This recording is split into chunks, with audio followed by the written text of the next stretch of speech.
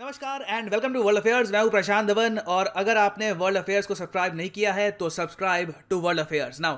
Recently India ने पाकिस्तान को categorically ये कहा यूनाइटेड नेशंस में कि पाकिस्तान ऑक्यूपाइड कश्मीर आपको खाली करना होगा। This is very important for the peace in the region. Now यहाँ पे आपको समझना होगा कि हुआ क्या है, पाकिस्तान ने पहले क्या कहा और उसके रिस्पॉन्स में इंडिया का राइट ऑफ रिप्लाई कैसा था। नाउ जैसे कि आप लोग जानते हैं आज का समय चल रहा है यूनाइटेड नेशंस की जनरल असेंबली का 76वां सेशन। इस सेशन के दौरान पाकिस्तान और बाकी की जो ऑर्गेनाइजेशन ऑफ इस्लामिक कोऑपरेशन की कंट्रीज हैं ये डाल रही हैं भारत पर प्रेशर कि आर्टिकल 370 वापस लेके आओ। यहाँ पे आप देखोगे आर्टिकल है द हिंदू का, ऑर्गेनाइजेशन ऑफ इस्लामिक कोऑपरेशन, जहाँ पे टोटल 57 मुस्लिम मेजॉरिटी कंट्रीज आपको मिलेगी जिनमें पाकिस्तान भी शामिल है।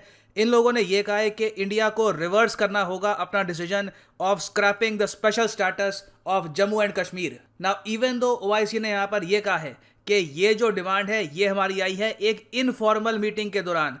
कोई फॉर्मल मीटिंग ओआईसी की कश्मीर के इशू को लेकर नहीं हुई, मगर फिर भी पाकिस्तान पूरी कोशिश कर रहा है कि ओआईसी के जरिए और किसी कंट्रीज के जरिए इंडिया पर जितना प्रेशर हो सके आर्टिकल 370 के रिगार्डिंग ये डालने की कोशिश करें। नाउ जो ऑर्गेनाइजेशन ऑफ इस्लामिक कोऑपरेशन है इनकी स्टेटमेंट आ गई कश्मीर के इशू को लेकर। उसके बाद पाकिस्तान के लोग यहाँ पर उम्मीद ये कर रहे थे कि इमरान खान भी यूएसए जाएंगे, न्यूयॉर्क जाएंगे और एक स्पीच देंगे यूएन की जनरल असेंबली में, मगर इस बार ये खुद न्यूयॉर्क नहीं गए। इन्होंने प्री रिकॉर्ड करके एक स्पीच तैयार कर दिया और फिर वो स्पीच प्ले किया गया at the UN general assembly. यहाँ पर आप देख पाओगे इस तरीके से इमरान खान का जो स्पीच है ये प्ले किया गया ना। अपनी स्पीच में इमरान खान ने पहले अफगानिस्तान में तालिबान की बहुत तारीफ करी, लगातार ये कहा कि इन द फ्यूचर ये लोग रीजन में पीस लाएंगे, दुनिया को इनको एक्सेप्ट करना चाहिए। ऑलमोस्ट एक टाइम पे लग रहा था कि तालिबान के स्पोक्समैन यहाँ पर बात कर रहे हैं। खैर तालिबान के बारे में स्टेटमेंट्स देने के बाद फिर ये आए कश्मीर पर और कश्मीर पे फिर से अपना जो दुखड़ा है यहाँ पर रोया और ये कहा इन्होंने कि कश्मीर का जो डिस्प्यूट है ये रिजॉल्व करना होगा इंडिया पाकिस्तान की पीस के लिए। मैं चाहता हूं जो इनकी एग्जैक्ट स्टेटमेंट है ये आप सुने। Actions violate the resolutions of the United Nations Security Council on Jammu and Kashmir. They clearly prescribe, the resolutions clearly prescribe that the final disposition of the disputed territory should be decided by its people through a free and impartial plebiscite held under the UN auspices. तो इमरान खान ने यहाँ पर यह कहा कि इनके हिसाब से जो यूएन का रेजोल्यूशन है रिगार्डिंग जम्मू कश्मीर वहाँ पर यह लिखा है कि प्लेबिसाइड वोटिंग कराओ। यहाँ पर जम्मू कश्मीर में यूएन वोटिंग कराएगा और उसके थ्रू हमको पता लगेगा कि यहाँ के जो लोग हैं ये इंडिया का पार्ट बनना चाहते हैं या फिर ये पाकिस्तान का पार्ट बनना चाहते हैं। अब ये कोई निराली बात नहीं है, इससे पहले पाकिस्तान का जो भी प्राइम मिनिस्टर बना है ये बात पाकिस्तान में यूएन में हर जगह ये बात बोलता ही है। मगर जो इसकी जो बेसिक कंडीशन है ना फुलफिल करने की कि सबसे पहले पाकिस्तान को पीओके वेकेट करना होगा, छोड़ना होगा, इंडियन फोर्सेस वो एरिया कैप्चर करेगी, उसके बाद यूएन को बुलाया जाएगा। ये जो पूरी डिमांड है इसके बारे में ये लोग सुनते नहीं है ना। कश्मीर का इशू रेस करने के बाद इमरान खान ने फिर यहाँ पर इशू उठाया सैयद अली शाह गिलानी का। कश्मीर का सेपरेटिस्ट था, रिसेंटली मारा गया, उसकी डेथ हो गई थी और इमरान खान यहाँ पर यह कहते हैं कि सैयद अली शाह गिलानी का एक प्रॉपर बरियल होना चाहिए जैसे शहीदों का होता है इनके हिसाब से। The most recent example of Indian barbarity was the forcible snatching of the mortal remains of the great Kashmiri leader Sayyid Ali Shah Gilani from his family, denying him a proper Islamic funeral and burial in accordance with his wishes and the Muslim tradition. Devoid of any legal or moral sanction, this action has been against the basic norms of human decency. I call on this General Assembly to demand that Sayyid Gilani's mortal remains be allowed to be buried in the cemetery of martyrs with the appropriate Islamic rites. तो जैसे कि आपने यहाँ पर सुना इमरान खान ने फिर एक डिमांड ये करी कि जो पूरी यूएन की जनरल असेंबली है जहाँ पर 193 मेंबर्स आपको मिलेंगे, ये सब एक रेजोल्यूशन पास करे और भारत को ये कहे कि सैयद अली शाह गिलानी का प्रॉपर तरीके से बरियल करवाए। इनके हिसाब से जो प्रॉपर बरियल होता है वैसे होना चाहिए। नाउ क्या जनरल असेंबली ने इनकी बात सुनी? कोई वोटिंग हुई उस पर, कोई रेजोल्यूशन पास हुआ?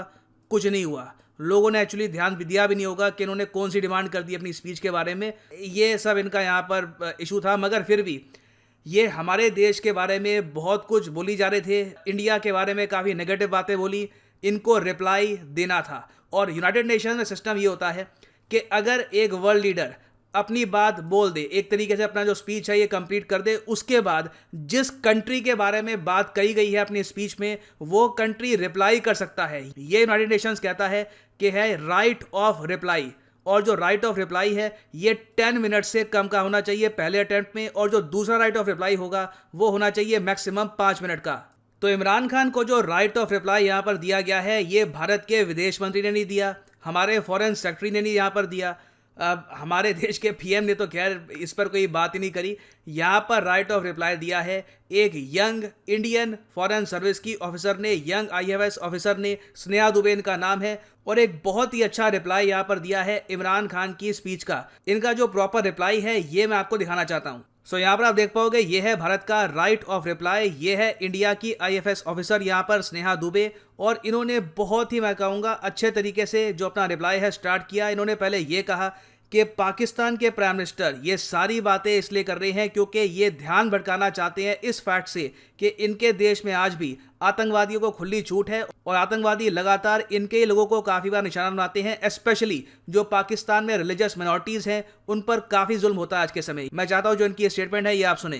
Pakistan has misused platforms provided by the UN to propagate false and malicious propaganda against my country, and seeking in vain to divert the world's attention from the sad state of his country, where terrorists enjoy free pass, while the lives of ordinary people, especially those belonging to the minority communities, are turned upside down. Mr. President, member states are aware that Pakistan has an established history and policy of harboring, aiding, and actively supporting terrorists. फिर आगे उन्होंने ये कहा कि पाकिस्तान एक ऐसा देश है जहां पर दुनिया में सबसे ज़्यादा यूएन डेजिग्नेटेड आतंकवादी आपको मिलेंगे। उसके अलावा इन्होंने यहाँ पर यह भी ऐड किया कि आज के समय यूएस ऑब्जर्व कर रहा है 20वीं एनिवर्सरी 9/11 आतंकवादी हमलों की। नाउ इस 20th एनिवर्सरी में भी पाकिस्तान के विदेश मंत्री ओपनली कह चुके हैं कि ओसामा बिन लादेन एक शहीद था। Actively supporting terrorists. This is a country which has been globally recognized as one openly supporting, training, financing, and arming terrorists as a matter of state policy. It holds the ignoble record of hosting the largest number of terrorists proscribed by the UN Security Council. Mr. President, we marked the solemn occasion of the 20th anniversary of the 9/11 terror attacks just a few days back. The world has not forgotten that the mastermind behind that dastardly event, Osama bin Laden, got shelter in Pakistan. Pakistan leadership continues to glorify him as a martyr. और इसके बाद इन्होंने यहाँ पर यह भी add किया कि जम्मू कश्मीर है भारत का एक इंटरनल मैटर, भारत ही इसको रिजॉल्व करेगा, क्योंकि इंडिया है एक प्लूरलिस्टिक कंट्री जहाँ पर वेरियस रिलीजन के आपको लोग मिलेंगे और संविधान कोई भी डिस्क्रिमिनेशन यहाँ पर नहीं करता। वेरस पाकिस्तान का संविधान आप अगर देखो तो वहाँ पे साफ साफ लिखा है कि जो माइनॉरिटी रिलीजन के लोग हैं वो कभी भी पाकिस्तान में हाई रैंकिंग पोजीशंस होल्ड नहीं करेंगे। And extrajudicial killings are well documented. Mr. President, unlike Pakistan, India is a pluralistic democracy with a substantial population of minorities who have gone on to hold highest offices in the country, including as President, Prime Minister, Chief Justices, and Chiefs of Army Staff. Pluralism is a concept which is very difficult to understand for Pakistan, which constitutionally prohibits its minorities from aspiring for high offices of the state. The least they could do is introspect before exposing themselves to ridicule on the world stage. Finally, Mr. President, let me reiterate here that the entire Union territories of Jammu and Kashmir and Ladakh were, are, and will always be an integral and inalienable part of India. This includes the areas that are under the illegal occupation of Pakistan. We call upon Pakistan to immediately vacate all areas under its illegal occupation.